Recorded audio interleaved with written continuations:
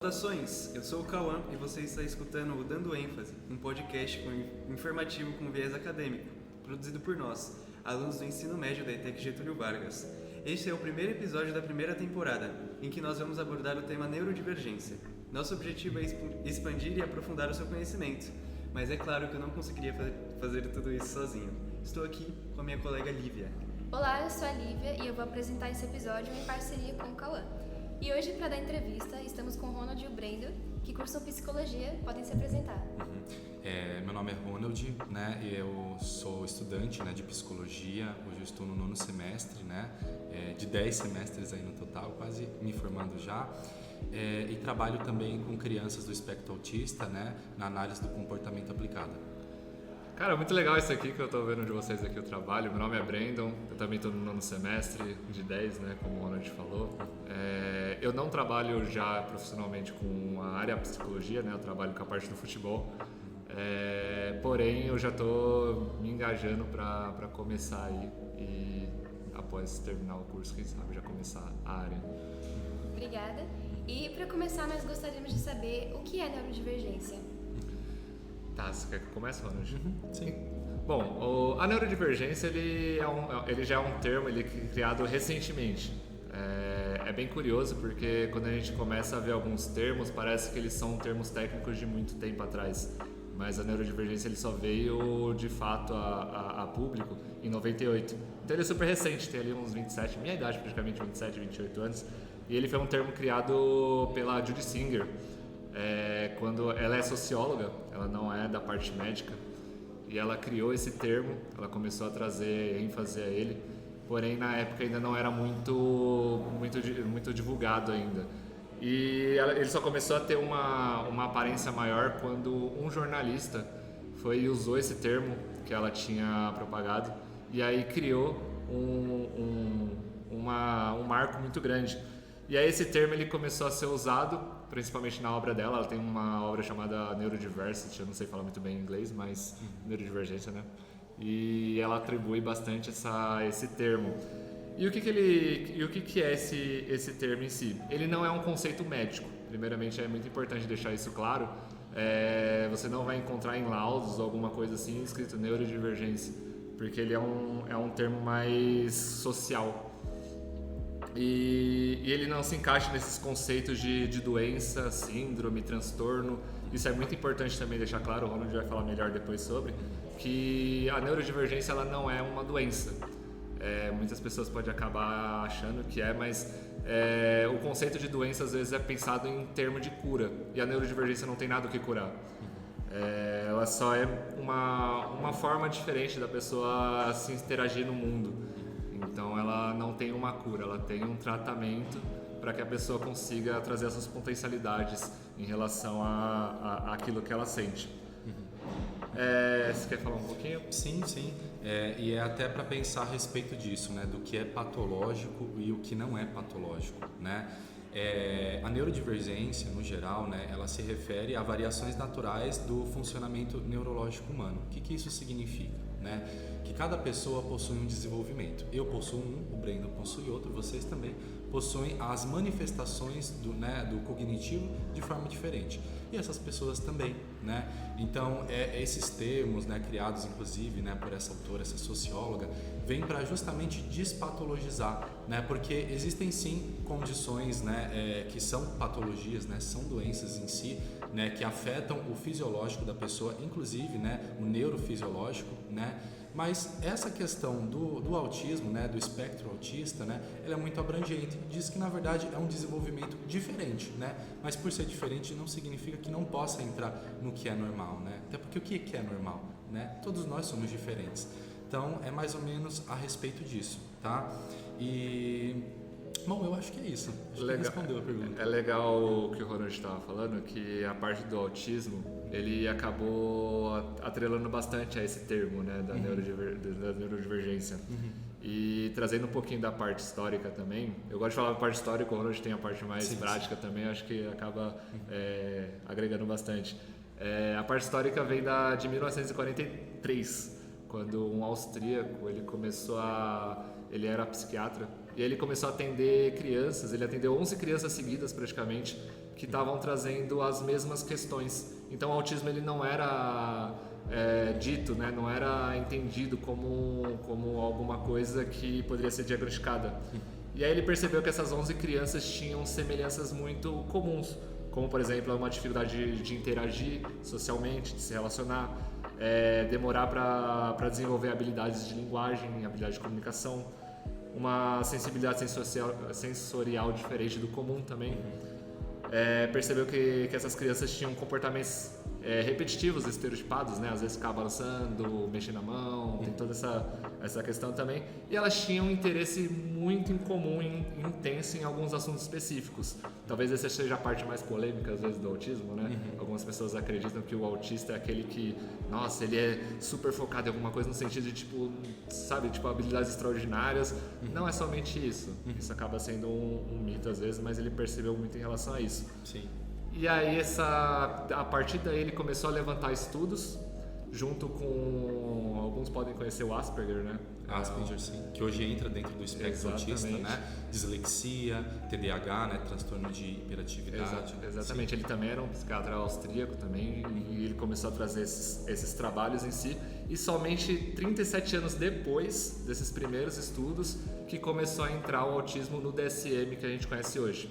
O DSM, você quer explica um pouquinho melhor o que é o DSM? Ele o DSM, ele é um manual, né, internacional de diagnóstico, né, que entra vários tipos de transtorno, inclusive, né, os transtornos da neurodiversidade, né, e outros também, né, que são mais patológicos. E assim, no geral, né, até trazer, eu acho que essa parte é bem básica mesmo, mas até comentando da minha experiência, né, então eu já trabalho com esse público há pouco mais de um ano, né. E aquilo, né? É um pouco de tirar esse estigma, né? De que são pessoas de que não conseguem viver na sociedade na qual estamos, né? Na verdade, conseguem e podem, tá? Temos aí casos, inclusive pessoais, né? De professores, né? Que possuem o diagnóstico e atuam, né? Dentro da universidade como professores universitários, né? No campo da psicologia, né? Outros também que atuam em outros meios profissionais e que são pessoas que também podem proporcionar afeto, podem proporcionar trocas, né?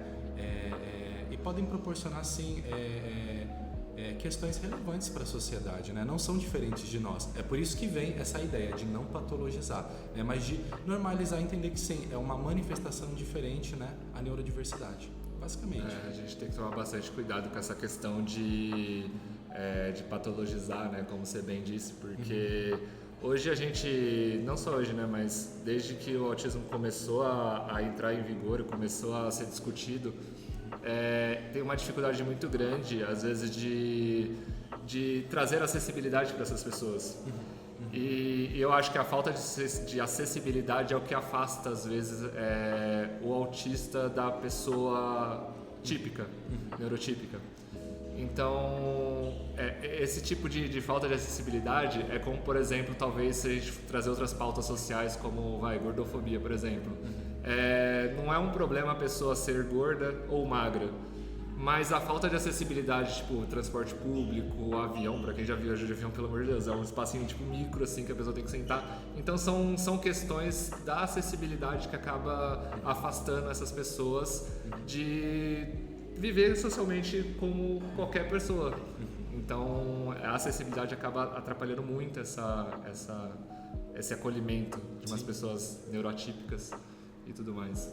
Até da forma como a pessoa pode produzir, né? Então hoje a sociedade ela diz muito a respeito da produção. Então você precisa agir de uma certa maneira, responder de uma certa maneira para que você possa produzir, para que você possa receber e existir essa troca, né? E essas pessoas elas interagem de uma forma diferente.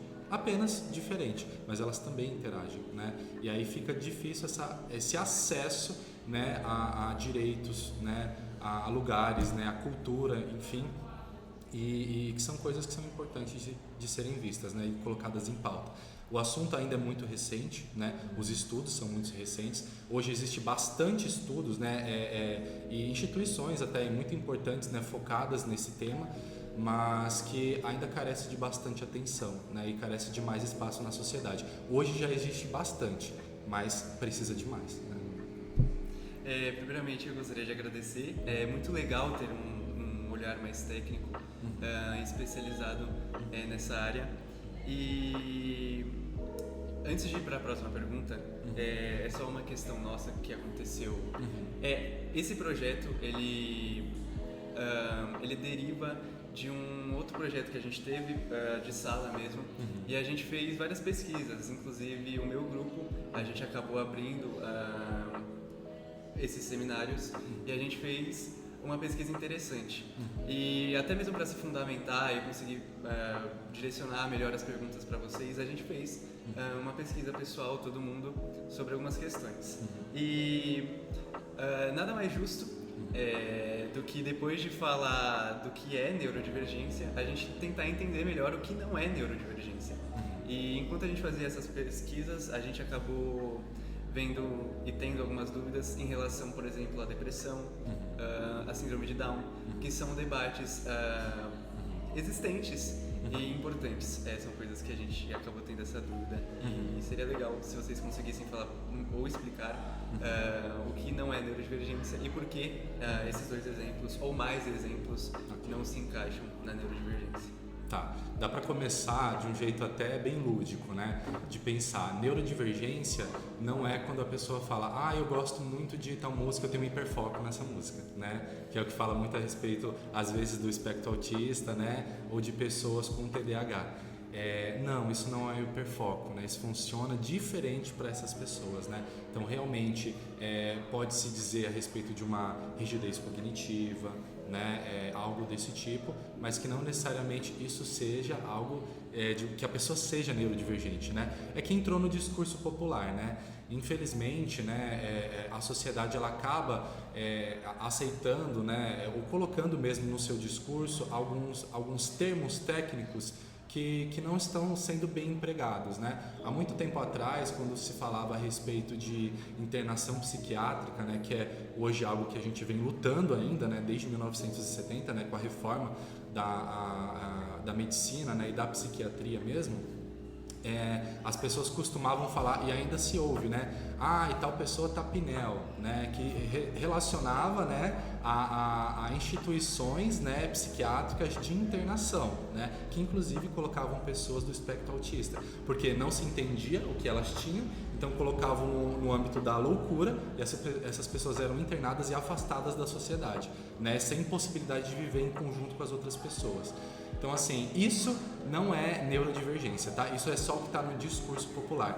Neurodivergência é essa manifestação diferente de ser, né? E aí quando você comenta, até para dar mais embasamento, né? A diferença da síndrome de Down é que ela realmente é uma alteração fisiológica do corpo, né? Então é a diferença da trissomia do cromossomo 21, né? E aí por conta dessa alteração, o indivíduo ele desenvolve algumas características físicas, né? Inclusive cognitivas também, que vai dizer ali um certo comportamento que ele vai ter, um repertório comportamental, e que pode estar relacionado a outros transtornos também. Quando você fala da depressão ou da ansiedade, elas não estão dentro da neurodivergência no âmbito geral, mas elas podem sim ser um transtorno a mais, né, junto com essa pessoa. Como funciona, né? Vamos supor uma pessoa que ela é neurodivergente, né? Só que ela é de suporte 1, né? Só para explicar basicamente, existem suportes, né? Quando a gente pensa na análise do comportamento aplicada, para auxílio dessas pessoas, né? Porque é importante que elas estejam na sociedade e para que elas não sejam reclusas, né? Que elas estejam excluídas da sociedade, a gente trabalha com habilidades sociais, habilidades de comunicação, né? Na medida do possível, porque elas possam também se comunicar com essas outras pessoas, né? E aí quando a gente pensa, por exemplo, uma pessoa que é suporte 1, essa pessoa ela consegue se comunicar bem, ela consegue se colocar na sociedade, as pessoas nem percebem muitas das vezes que existe uma estereotipia, porque as coisas ficam meio camufladas, e porque muitas vezes essa própria pessoa se camufla, ela fala, poxa, quando eu ajo dessa forma, as pessoas não aceitam muito bem, então eu vou tentar esconder isso. Mas isso pode ser uma coisa que gere ansiedade, porque ela não se sente aceita, né? Ela se sente diferente das outras pessoas e, por conseguinte, né, essa ansiedade acumulada uma hora estoura. isso pode gerar episódios depressivos, né? Então sim, uma coisa não necessariamente está obrigatoriamente relacionada com a outra, mas pode acontecer, tá? Então um transtorno de ansiedade generalizada ou um transtorno sim depressivo pode estar incluso, e inclusive, né, não é incomum, né, que inclusive nos tratamentos, né, que eu já pude participar e que participo hoje, de crianças que elas possuem, por exemplo, o diagnóstico de TEA, né, mas possuem também um diagnóstico de DI, que é de déficit intelectual, ou de dislexia, né. Isso é muito comum, assim como nós, né. Uma pessoa ela pode não ser do espectro autista, mas ela também pode ter um diagnóstico de dislexia, que está dentro do espectro, né, um diagnóstico, né, de transtorno depressivo maior, menor, enfim, né, que aí vai depender da categoria do DSM, mas é mais ou menos sobre isso, né? Existe a neurodivergência, que é um espectro, né, ele é amplo, né, ou principalmente o autismo, né, que é um espectro, ele é amplo, entra Asperger, né, que são pessoas superdotadas, né, então elas possuem maiores características de aprendizado para algumas determinadas áreas, por exemplo, né, áreas de cálculos, matemáticas, só que às vezes falta um pouquinho de repertório em outras áreas como área social. É isso que a psicologia, dentro da perspectiva da análise do comportamento aplicada, vem tentando trabalhar. Tudo bem que você tem essa potência aqui desse lado, mas vamos tentar trabalhar um pouquinho dos outros lados para que você possa também se relacionar com as outras pessoas, né? Não significa que ela não possa ser uma pessoa que é um pouco mais reclusa, né? Que ela não gosta de interagir tanto. Tá tudo bem, mas é importante que ela saiba que isso pode proporcionar um ganho para ela também na vida, né? No geral. E eu acho que é mais ou menos isso. O espectro em si, até o termo, né, do espectro autismo, ele vem muito daquele, se a gente for imaginar, aquele espectro mesmo, né, o prisma. Quando a gente olha ele vindo da luz, vem uma luz branca, bate no prisma e ele transforma em um arco-íris. Então ele sai um espectro de luz ali com diversas camadas. Então a gente começa a entender que o espectro autista vem muito dessas camadas. São diversas formas de você lidar com o ambiente sendo uma pessoa autista. Então o autista ele não é aquela luzinha branca, ele pode ser o azul, pode ser o vermelho, pode ser o verde. Todas essas cores elas se complementam. E da mesma forma, complementando o que o Ronald estava falando, talvez seja muito interessante trazer aqui alguns mitos em relação ao autismo. Ainda tem muitos mitos que correm por aí. Alguns mitos ainda até tipo um pouco que você olha e fala, meu Deus do céu, como assim ainda existe isso? Mas ok. A gente percebe que tem algumas coisas relacionadas à falta de empatia. Algumas pessoas acreditam que o autista geralmente é aquela pessoa que ela vive isolada e ela não tem empatia. Não é bem assim. O autismo, hoje a gente já tem bastante tratamento e uma pessoa, independente do grau de autismo, ela consegue sim aprender a conviver em sociedade, aprender a interagir. É mais difícil? É mais difícil. A gente sabe que não é algo tão simples assim, até porque tem muitas questões de sensibilidade, tem muitas questões que a pessoa autista acaba tendo, né, nesse meio. Mas ela consegue. A gente tem um outro que também correu muito, eu acho que mais na minha época era muito assim, era a mãe geladeira. O que era? Era muito difundido que a mãe fria, aquela mãe mais distante, ela acabava causando autismo nas crianças. Então, uma mãe mais distante trazia autismo. Uma mãe que não estava presente, acontecia o autismo na criança. Isso era muito comum, porque na época que surgiu esse termo mãe geladeira, ainda não tinha sido discutido depressão pós-parto. É até uma coincidência aí. Como não tinha essa questão da depressão pós-parto, a gente não tinha o entendimento do porquê essas mães eram, entre aspas, mais frias. E aí, quando surgiu uma criança autista, pensa na dificuldade daquela mãe de estar sofrendo já pela depressão pós-parto e ainda ter que lidar com a culpa do seu filho ter um transtorno, um espectro autista em relação ao seu próprio jeito de ser. Então, isso era uma visão muito, sabe, tipo, que culpava muito a mãe. Ainda bem que esse termo, depois de 90, acabou saindo e tudo mais. Então, mas ainda às vezes corre isso.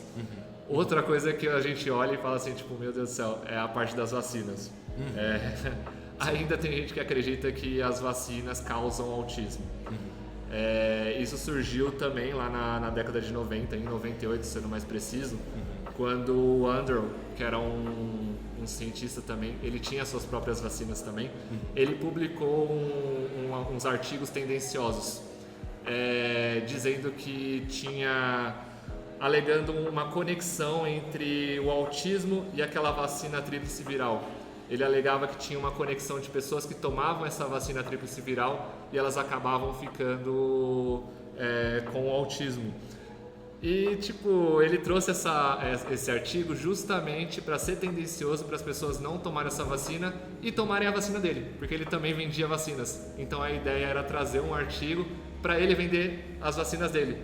Mas ele acabou tomando esse tiro pela culatra porque as pessoas começaram a publicar que todas as vacinas causavam autismo e não só a tríplice viral.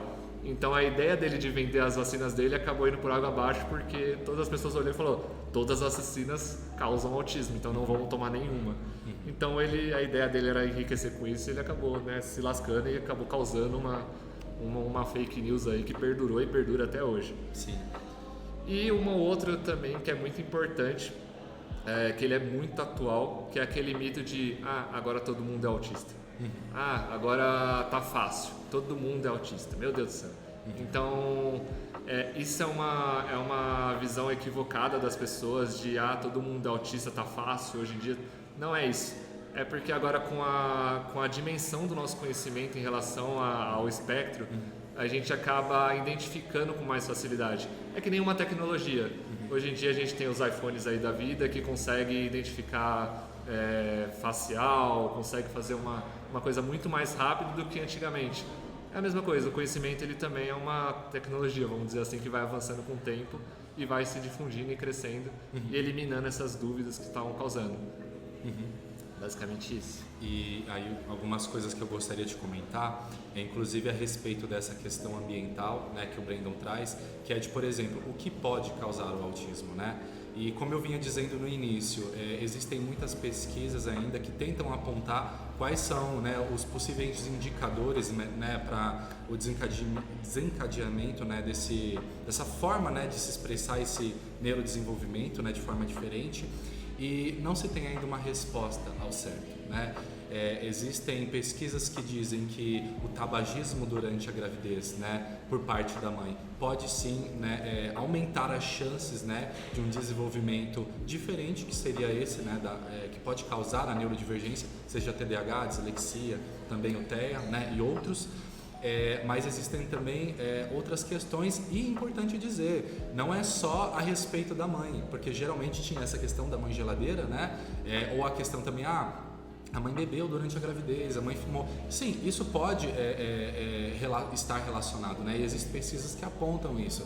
Mas também existem pesquisas que o pai, né, quando ele tem, né, o consumo de álcool, né, exagerado, ou por exemplo, de tabagismo também, isso pode sim influenciar durante a gestação, bem como, né, questões relacionadas a estresse, né, ou eventos traumáticos durante a gestação. Então, assim, são essas coisas e outras também, né? Agora, não existe uma coisa certa que se pode se dizer, é isso daqui que acontece e aí isso aqui causa, né, um desenvolvimento neurodivergente, tá?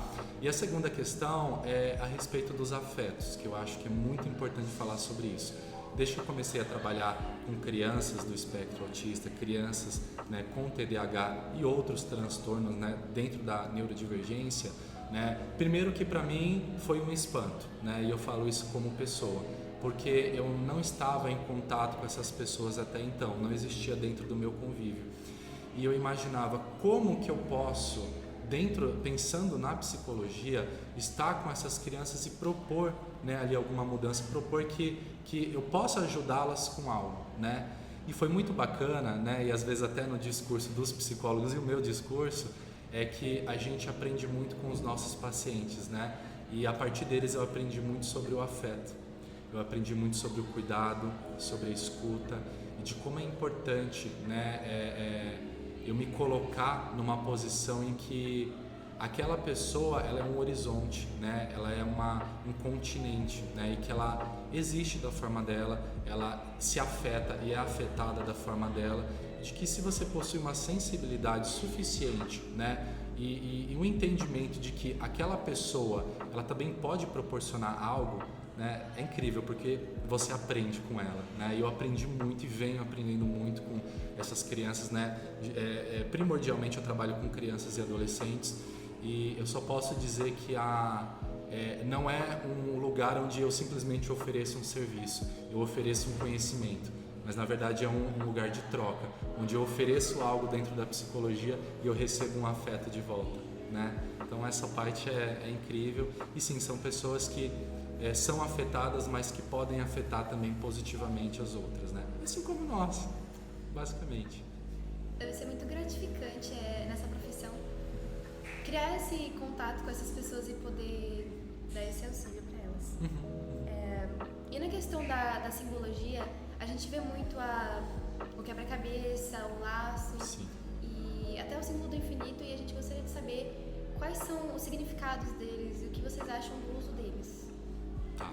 Olha, dessa parte eu não sei te aprofundar muito o porquê, né? Eu sei que existe uma simbologia assim para quebra-cabeça, né, para o símbolo do infinito. Se eu não me engano, o quebra-cabeça é para falar especificamente do transtorno do espectro autista, né? Então uma categorização ali para eles.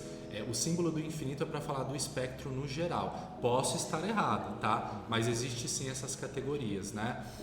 Agora, falar especificamente sobre tudo isso eu não sei, mas eu imagino que é por aí. E é importante até falar a respeito disso, de que já encontrei, né, só que é uma percepção minha, né, algum desses colares, né, com essa identificação do quebra-cabeça, do símbolo do infinito, né, vendendo em algumas bancas de jornais ou até lojas.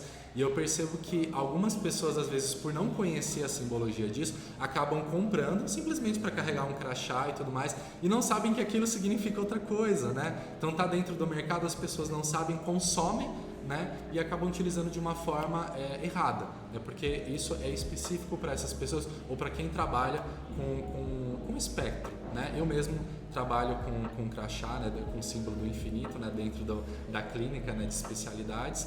Mas que sim, né, existe uma simbologia aí, e é importante dizer que isso tem que ser apropriado pelas pessoas, né, que são do espectro, porque é uma forma delas serem identificadas e delas conseguirem acessibilidade dentro da sociedade. Enquanto a sociedade, infelizmente, ainda não entende que o outro pode possuir necessidades diferentes de você, né? Então eles ainda precisam usar esse crachazinho para que, opa, peraí, tem uma pessoa ali que precisa de uma necessidade diferente, deixa eu atendê-la, né? Então essa empatia ainda está sendo criada, por isso que talvez esse símbolo dos crachás, né?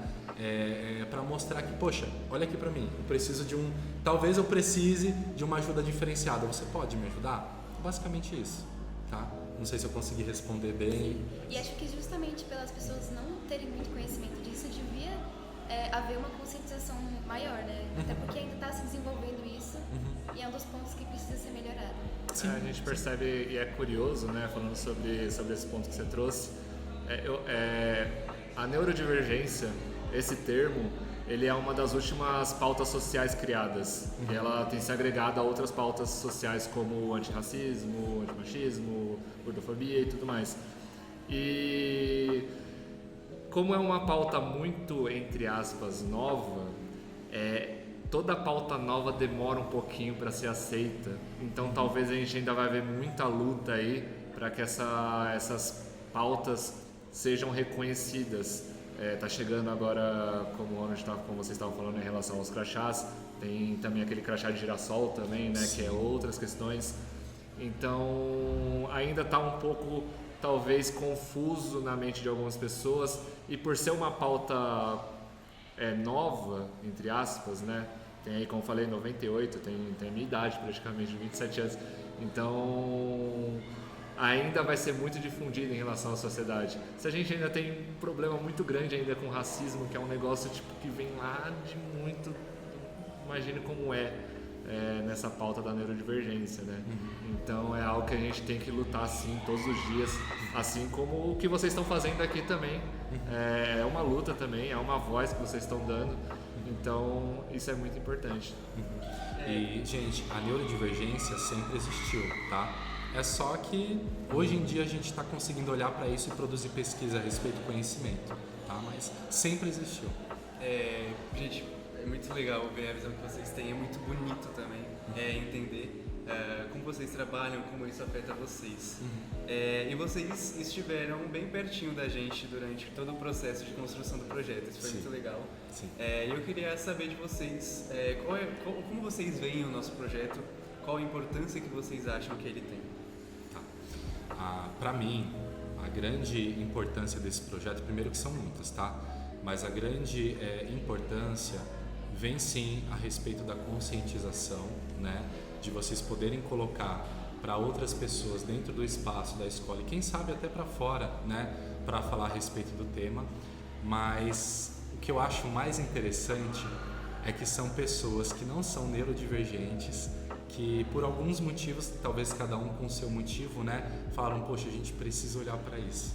Então, isso para mim já é uma diferença muito grande, porque até então, quem levantava a voz para falar a respeito disso eram sim profissionais da saúde, né? Eram sim também mães, né, de crianças autistas. É importante dizer que pesquisas recentes apontam que 80% das famílias, né, que possuem uma criança, né, uma pessoa, né, dentro do espectro, sobretudo do espectro autista, né, são mães solo, né? Porque geralmente o parceiro, né, não continua na relação, ou às vezes continua, mas pela dificuldade, né, ele acaba não ficando ali, e são vários os motivos, né? Sempre vai haver uma justificativa para quem escolhe não continuar, mas o fato é que geralmente são mães solo, tá? Isso é importante dizer. E saber que pessoas que estão participando deste projeto, que construíram todo um arcabouço de pesquisa para poder, poxa, vamos tocar um projeto de podcast, né, um projeto de sociodrama, enfim, que vocês estão tocando também, isso é muito importante, porque não partiu da área médica, não partiu da área hospitalar, da área da psicologia, a gente chega depois, né, observando vocês no projeto, mas partiu talvez de uma sensibilidade, de falar, poxa, essas pessoas não estão sendo vistas, pra gente talvez cause um desconforto, uma dor, e agora nós queremos olhar para eles. Então, só disso já mostra que existe uma mudança dentro da sociedade, né? Existe uma mudança de que as pessoas querem olhar para isso e elas querem proporcionar uma acessibilidade, né? Uma equidade também, pensando que essas pessoas precisam existir também dentro de outros contextos, contexto escolar, contexto do trabalho, contexto da família, contexto dos afetos, né? Então, parabéns para vocês, né? Eu acho isso muito bonito, fico até um pouco emocionado, né? Mas vou encerrar por aqui, mas eu acho que essa parte do projeto é a mais importante, perceber que isso mobilizou pessoas que não necessariamente, né, convivem com pessoas do espectro, ou pelo menos não sabem que convivem, né? Existe isso também, mas de que sentiram algo, foram afetadas por algo e estão devolvendo esse afeto para outras pessoas, né? Acho que é isso. Isso é muito legal, é como a gente estava falando, né? Dar voz a essas pessoas que às vezes não têm esse poder, né? De trazer o que sentem, né? Então vocês estão trazendo essa voz que está ali interna, está ali em algum cantinho aí da cidade, de qualquer lugar, até da sala, né? Às vezes, como a gente falou. E é muito importante a gente falar sobre isso. É muito importante a gente trazer isso em pauta sempre. Como eu falei, né? É uma das últimas pautas sociais, e toda pauta social gera uma luta, gera um engajamento, gera uma fala. E a gente percebe que o fato de você trazer acaba dando uma luz para outras pessoas. A gente vê alguns famosos hoje em dia que acabam trazendo essa pauta. Eu acho que um dos percursores foi o Marcos Mion. Ele tem um filho autista e ele foi muito importante nessa visibilidade que ele deu, por ele ser uma pessoa famosa, por ele ser uma pessoa do meio da mídia. Então isso ajuda muito. A gente percebe também que seriados estão começando também a trazer personagens principais, como aquele The Good Doctor. Tem o Sean, né? Eu não sei falar muito bem o nome dele. Tem também o Sam do Atypical, também, que mostra diferentes maneiras de se adaptar ao ambiente com as pessoas do espectro autista. Então a gente percebe como isso está ganhando força, seja na mídia, seja na TV, seja nas nossas casas, seja no dia a dia. E isso é tão interessante ver como ganha força que chega até uma sala com pessoas novas. Vocês têm o quê? 16 anos mais ou menos? 16, por aí? Então olha como é interessante, né? Uma coisa que vai engajando as pessoas e de livre e espontânea vontade, porque ninguém chegou para vocês e falaram, o tema tem que ser esse. Vocês que trouxeram isso, vocês que produziram, vocês que tiveram a ideia e estão colocando tudo isso aqui em foco. Então isso mostra como está ganhando visibilidade, né, essa causa. E isso é muito importante, porque a gente sempre brincou, né? Tipo, é meio redundante falar, vocês são o futuro do Brasil, mas sim, vocês são o futuro do Brasil, a gente e tudo mais. Nós somos jovens também. Somos jovens também, eu também sou jovem, todo mundo é jovem aqui. Isso. Então a gente é o futuro falando sobre isso. Então é trazer a conscientização, tirar aquela mente mais fechada da galera que não quer muito saber. Então isso é muito importante, o trabalho de vocês é sensacional em relação a isso. Só tenho que dar parabéns. E aí um comentário da psicologia é que as grandes ferramentas da psicologia, primeiramente a escuta, mas é a fala também, né? E a fala ela é transformadora, né? Então poder falar a respeito disso já causa uma transformação, né? Mesmo que isso fosse só uma discussão entre nós, que não fosse se transformar num podcast, por exemplo, mas isso já traz transformação, tá? E sabendo que isso vai se tornar um episódio ou algo, né, que possa proporcionar, né, esse conhecimento para outras pessoas, é muito mais potente, tá? Então a fala aqui é primordial. Obrigada. Justamente esse projeto é a nossa vontade de ser parte desse processo de conscientização que a sociedade está passando. E a gente constrói isso na escola, mas vai muito além. É o que a gente quer, que tenha uma popularização maior. Obrigada pela opinião de vocês e pelas informações e por terem vindo nessa entrevista. É muito importante para nós na construção desse projeto poder contar com esse apoio e essa visão mais profissional. Então, obrigada para vocês. Esse foi o primeiro episódio da série Vozes Divergentes. Esperamos que você que esteja ouvindo goste e volte para acompanhar a sequência que vem por aí. É isso por hoje. Obrigada pela sua companhia e até a próxima.